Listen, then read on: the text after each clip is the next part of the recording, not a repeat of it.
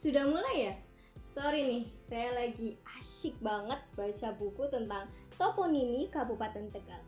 Khususnya daerah Kecamatan Kedung Banteng, buku ini menceritakan tentang asal-usul nama desa, tujuan penamaan, hingga aspek kehidupan penduduknya.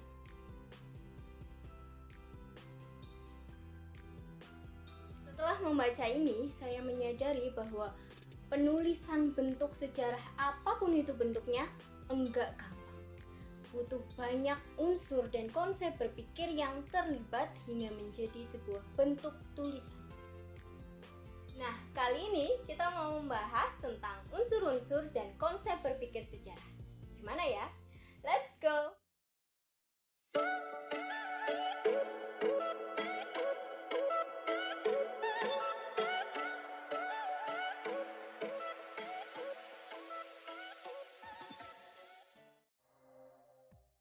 Unsur sejarah itu ada 3, yaitu manusia, ruang, dan waktu.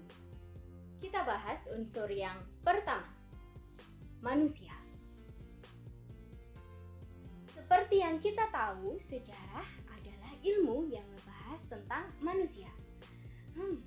Tapi kan ilmu lain juga ngebahas tentang manusia, seperti sosiologi, antropologi, politik, dan lainnya.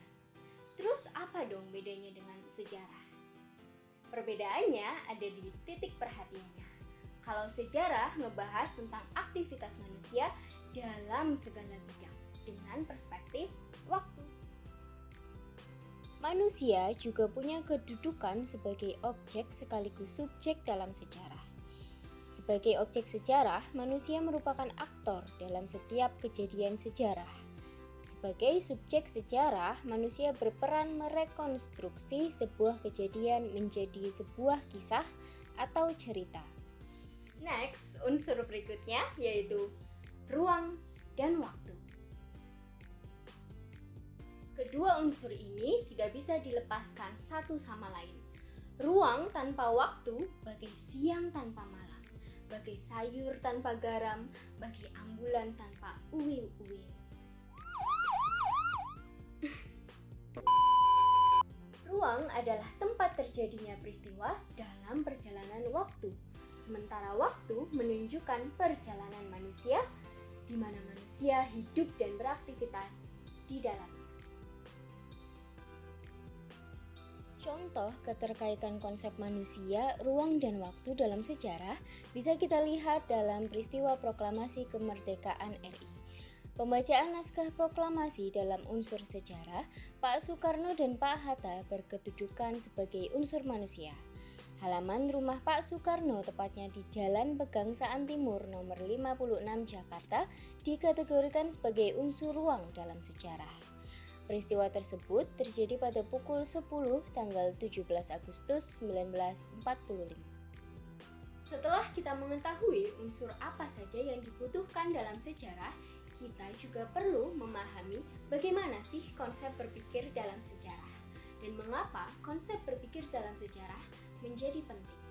Jangan salah ya, dengan memahami konsep-konsep berpikir sejarah, kita jadi terbiasa untuk berpikir kritis dalam memilah mana-mana saja berita hoax yang kayak gini, serta mana berita yang valid dan kredibel, sehingga kita bisa menganalisis suatu kebenaran informasi berdasarkan data dan fakta yang ada. Lalu, bagaimana konsep berpikir sejarah ini bisa mempengaruhi pola pikir kritismu? Yaitu melalui 4 tahapan. Yang pertama adalah cara berpikir diakronis. Secara etimologi, diakronis berasal dari bahasa Yunani. Dia yang berarti melintas atau melampaui, sementara kronos yang berarti waktu. Pendekatan diakronis menganalisis evolusi dari waktu ke waktu yang memungkinkan seseorang untuk menilai bagaimana perubahan itu terjadi. Sejarah merupakan ilmu yang mementingkan proses perubahan. Masih ingat ya, pertemuan sebelumnya kita sepakat bahwa sejarah disimbolisasikan oleh Herodotus seperti melingkar, yang tinggi rendahnya disebabkan oleh aktivitas manusia. Singkatnya, Diakronis itu memanjang dalam waktu tapi terbatas dalam ruang. Contoh, buku sejarah yang menggunakan konsep berpikir diakronis dalam penulisannya adalah Melihat Sejarah Tegal. Karena lebih menekankan pada waktu, maka diakronis erat hubungannya dengan dua konsep berpikir sejarah yang lainnya, yaitu periodisasi dan kronologi. Tapi sebelum masuk ke tahap itu, kita terlebih dahulu mempelajari konsep berpikir sejarah yang kedua, yaitu sinkronis. Sinkronis berasal dari bahasa Yunani, yaitu sin yang berarti dengan, sementara kronos yang berarti waktu. Berbeda dengan diakronis, sinkronis justru meluas dalam ruang, tapi terbatas dalam waktu. Dan juga, sinkronis tidak berusaha menarik kesimpulan mengenai perkembangan suatu peristiwa yang berpengaruh ke masa kini, tapi hanya untuk menganalisis kondisi saat itu. Salah satu contoh penulisan yang menggunakan pendekatan sinkronis adalah buku yang tadi saya baca ini, Toponimi Kabupaten Tegal. Buku ini menceritakan tentang desa-desa di wilayah sekitar Kedung Banteng. Next, konsep berpikir sejarah yang ketiga adalah kronologi. Dalam mempelajari dan menyusun peristiwa sejarah akan selalu terkait dengan waktu. Waktu adalah sesuatu yang bergerak dari masa lalu, masa kini, dan masa yang akan datang. Peristiwa-peristiwa tersebut juga terus bergerak sehingga melahirkan peristiwa baru yang saling terkait dan tidak pernah berhenti. Upaya yang dilakukan oleh para sejarawan untuk menyusun peristiwa sejarah berdasarkan urutan waktunya disebut kronologi. Dalam sejarah, kronologi adalah ilmu untuk menentukan tempat dan waktu terjadinya peristiwa sejarah dalam urutan waktu secara tepat. Tujuannya untuk menghindari anakronisme atau kerancuan waktu dalam sejarah. Kronologi menjadi sangat penting karena konsep ini menggambarkan proses sejarah. Kebiasaan menulis sejarah sampai sekarang masih dilakukan secara resmi oleh lembaga-lembaga tertentu loh. Salah satunya TNI. Dalam sejarah perjuangan bangsa Indonesia, TNI punya peran yang besar. Salah satu contoh penulisan sejarah TNI yang bersifat kronologis adalah buku berjudul Siliwangi dari Masa ke Masa. Buku ini secara kronologis menampilkan peran Kodam Siliwangi dalam perjuangan bangsa Indonesia. Sampailah kita pada konsep berpikir sejarah yang terakhir, yaitu periodisasi.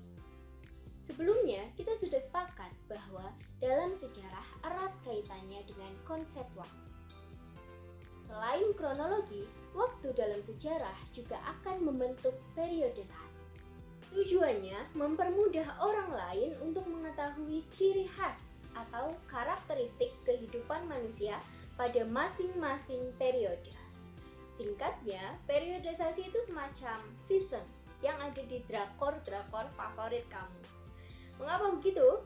Karena periodisasi juga merupakan serialisasi rangkaian peristiwa berdasarkan urutan zaman. Contoh periodisasi dalam sejarah terlihat dalam pembagian sejarah perkembangan budaya manusia oleh para ahli atas dua periode besar, yaitu zaman praaksara dan zaman sejarah. Nah, itu dia kupas tuntas kehidupan manusia dalam konsep ruang dan waktu, hingga konsep berpikir dalam ilmu sejarah. Semoga bermanfaat. Sampai jumpa. See you. Dah.